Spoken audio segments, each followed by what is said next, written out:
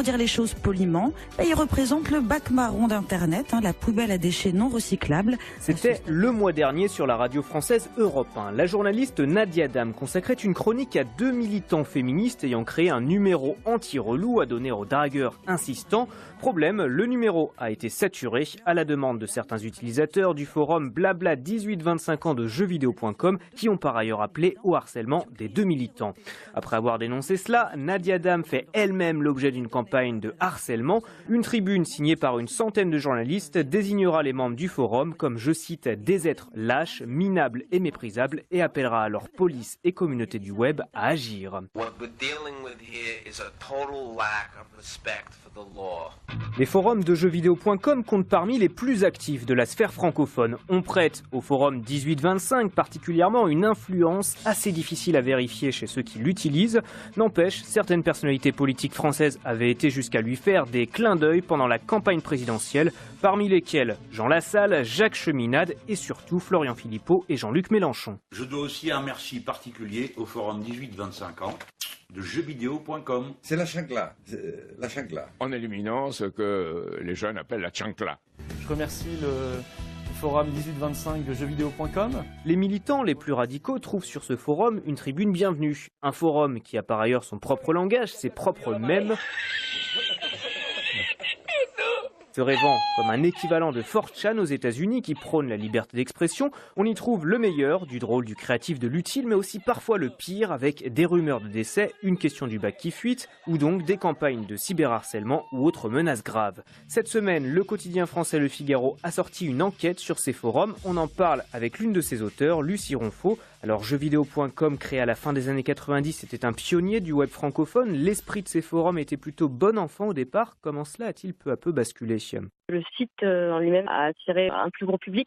Il y a aussi un truc assez simple, c'est qu'au tout début de jeuxvideo.com, il n'existait pas de réseaux sociaux. On y parlait vraiment de choses pas très sérieuses. Après, il y a eu les réseaux sociaux. Les gens sur jeuxvideo.com ont commencé à parler d'autres sujets, outre les jeux vidéo et le divertissement. Et donc, on va y parler des problèmes d'actualité, politique, de société. C'est là que le ton est devenu un peu plus sérieux, voire un peu plus délétère. On n'a pas de chiffres exacts, mais on sait que les forums sont fréquentés majoritairement par des jeunes hommes. C'est un terreau idéal pour les discours misogynes et un petit peu extrêmes vis-à-vis des femmes et d'autres minorités. Les polémiques autour de la ligne anti-relou et de Nadia Dam ont mis le feu aux poudres. Pourtant, ce n'était pas une première. Quand on regarde un petit peu l'histoire du forum, on se rend compte qu'on passe des blagues un peu potaches aux affaires plus sérieuses à partir de 2013, 2014. Il y a beaucoup de journalistes déjà qui se sont fait harceler. Il y a aussi eu beaucoup de militantes féministes parce que c'est que les forums de jeuxvideo.com sont assez obsédés par les questions des femmes, les questions de féminisme que beaucoup jugent injustes envers les hommes.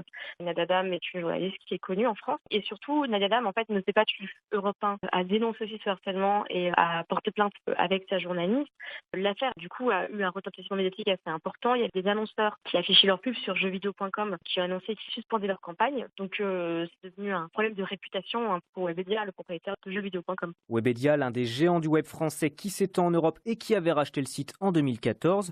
Alors pour une fois, il y a quand même eu une réaction. Forum suspendu une journée, filtre de mots interdit et surtout des nouveaux modérateurs salariés embauchés provisoirement. On en est à une quinzaine de modérateurs sur les forums, c'est presque 3 fois plus que ce qu'on avait jusqu'ici. Ça reste très peu par rapport au volume de messages.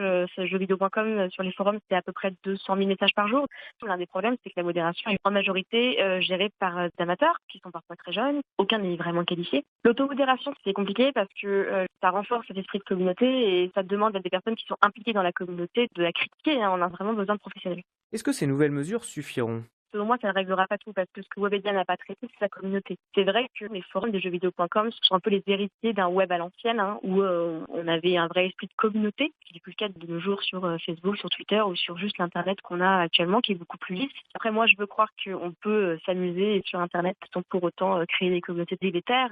Webedia n'a jamais critiqué les services de jeuxvideo.com en expliquant que c'était des forums positifs, qu'il n'y avait qu'une minorité qui mettait le bazar. Et c'est vrai, néanmoins, il y a un sentiment d'impunité immense qui est encore présent aujourd'hui. Donc, il faut voir si la modération, qui est beaucoup plus stricte, continue sur la durée. Que là, qui a fait plier Webedia, je pense, c'est que les annonceurs s'en sont mêlés. Les annonceurs et les politiques, d'ailleurs, Marlène Schiappa, secrétaire d'État à l'égalité femmes-hommes française, s'en est mêlés. Il faut voir si, sans ces pressions, Webedia réagirait ou non. Merci Lucie Ronfaux, journaliste Nouvelles Technologies pour Le Figaro et lefigaro.fr. Et les membres du forum ont évidemment déjà abondamment commenté l'enquête du Figaro, un sujet toutefois verrouillé et dont bien des messages ont été supprimés, ça modère sévère. Allez, vous pouvez à présent vous déconnecter, à la semaine prochaine.